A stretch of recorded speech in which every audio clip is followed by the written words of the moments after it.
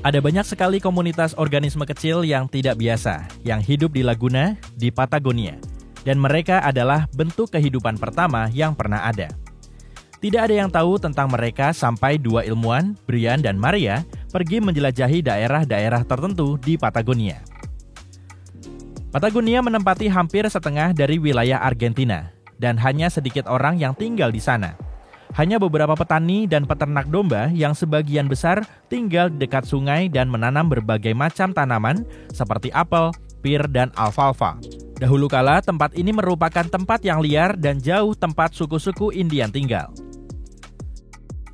Tapi kali ini kita akan mengikuti jejak bentuk kehidupan yang muncul jauh sebelum manusia dan melihat lebih dekat mikroorganisme menarik yang ditemukan Brian dan Maria. Mereka berdua harus berkendara selama 9 jam melalui jalan yang tidak mulus untuk mencapai tempat tujuan. Mereka tinggal di sebuah desa kecil, hanya 35 orang yang tinggal di sana. Orang-orang ini bergantung pada satu mata air karena hampir tidak pernah turun hujan di sana. Pada malam terakhir di desa tersebut, Brian menyadari bahwa citra satelit yang diambilnya menunjukkan serangkaian laguna yang hanya berjarak 16 km. Keesokan harinya, tim kecil itu melompat ke dalam mobil dan pergi ke jalan sejauh yang mereka bisa, sampai jalan menjadi terlalu sulit untuk dilalui. Mereka terus mendaki di sisa perjalanan. Perjalanan menjadi sulit karena mereka harus membawa air untuk menghadapi sinar matahari yang menyengat. Di beberapa tempat, mereka akhirnya tenggelam hingga ke lutut dalam lumpur yang terbuat dari garam. Di atas sana ada 12 laguna dengan air yang sangat jernih. Tempat itu sendiri tidak menawarkan banyak hal kecuali air yang sangat asam dan asin serta sinar matahari yang sangat terik. Namun, rasanya seperti kembali ke masa lalu karena kondisinya seperti kondisi bumi bertahun-tahun yang lalu. Ketika Brian memeriksa laguna, dia terkejut melihat banyak mikroorganisme yang tidak biasa di sana.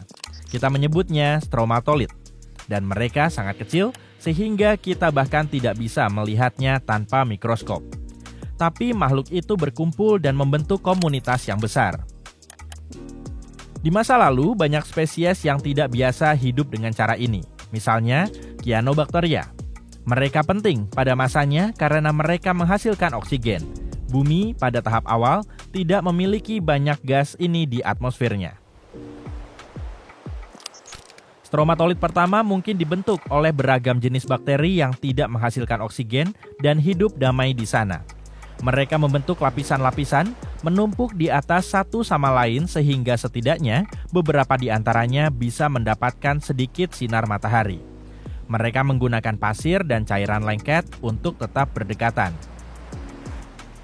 Brian juga sangat terkejut karena itu adalah stromatolith hidup terbesar yang pernah dilihatnya.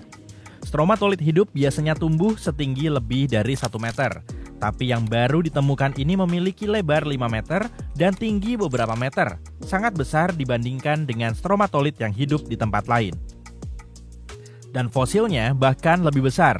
Dahulu kala, mereka bisa tumbuh lebih besar dari saat ini karena tidak ada banyak spesies lain yang bisa memangsa atau menyakiti mereka.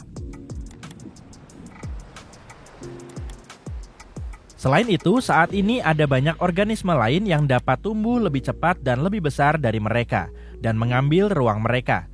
Itulah sebabnya stromatolith hanya dapat bertahan hidup di tempat-tempat langka di mana hampir tidak ada makhluk lain yang dapat hidup, seperti di laguna yang sangat asin yang terletak jauh di atas permukaan laut di Punya de Atacama. Stromatolith yang ditemukan di sana adalah yang paling terkenal, karena mereka mungkin merupakan contoh terbaik dari kehidupan paling awal di planet kita. Namun mereka sebenarnya bukan bentuk kehidupan pertama di bumi. Fosil tertua mereka berusia 3,5 miliar tahun, sementara beberapa bukti lain yang kita miliki menunjukkan bahwa kehidupan di planet kita muncul sekitar 4,1 miliar tahun yang lalu.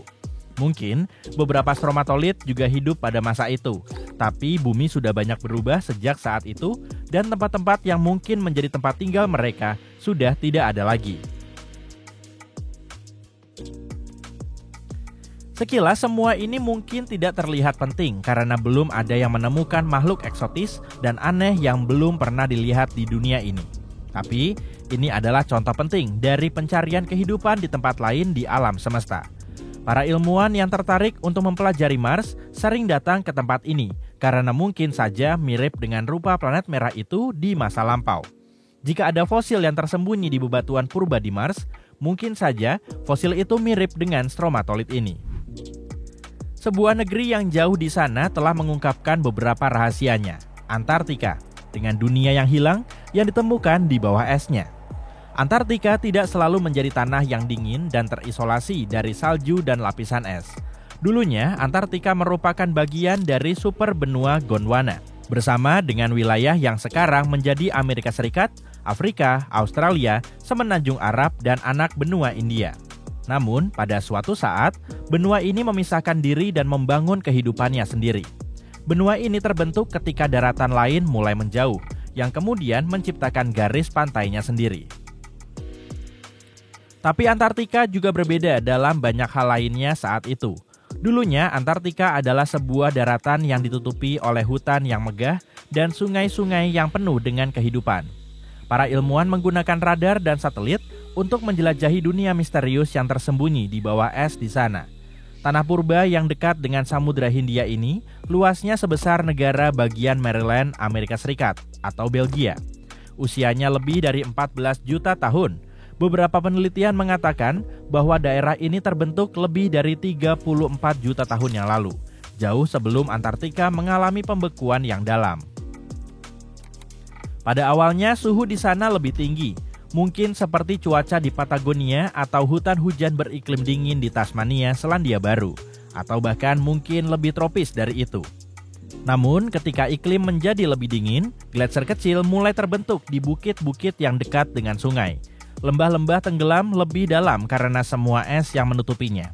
Dan kemudian, suhu turun semakin rendah dan lapisan es raksasa menutupi seluruh benua, menyembunyikan gletser-gletser tua itu. Sungai-sungai membentuk dunia yang hilang ini sejak lama, jauh sebelum akhirnya tertutup es setebal hampir 3,2 km di beberapa tempat. Studi ilmiah di area ini menunjukkan bahwa lanskap tersebut dulunya penuh dengan dataran tinggi dan pegunungan. Es yang telah terbentuk di atas Antartika membuat seluruh area menjadi sangat dingin, sehingga lanskapnya tidak bisa terkikis lagi. Itu berarti semuanya pada dasarnya tetap sama dan tidak tersentuh di bawah es selama jutaan dan jutaan tahun. Yang menarik adalah bahwa kita tidak banyak mengetahui tentang daratan yang tersembunyi di bawah es ini dibandingkan dengan permukaan Mars. Salah satu cara untuk mengeksplorasinya adalah dengan mengebor lapisan es untuk memeriksa sampel sedimen di bawahnya.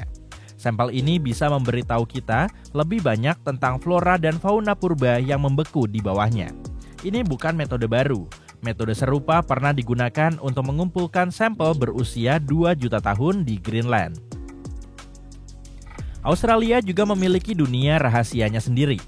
Organisme purba ditemukan tersembunyi di bebatuan di bagian utara benua ini yang berusia sekitar 1,6 miliar tahun. Makhluk-makhluk mikroskopis ini merupakan bagian dari keluarga yang disebut Eukaryota. Anggota familinya yang ada saat ini meliputi tanaman, jamur, hewan, dan bahkan organisme kecil yang hanya memiliki satu sel seperti amuba. Semua makhluk hidup yang memiliki inti dalam selnya, termasuk kita, dapat menelusuri silsilah keluarga mereka hingga ke salah satu anggota tertua dari famili ini. Anggota tersebut disebut sebagai nenek moyang eukariotik terakhir dan hidup lebih dari 1,2 miliar tahun yang lalu. Organisme purba itu lebih kompleks dan lebih besar dari bakteri. Mungkin mereka adalah predator pertama di bumi yang memburu bakteri.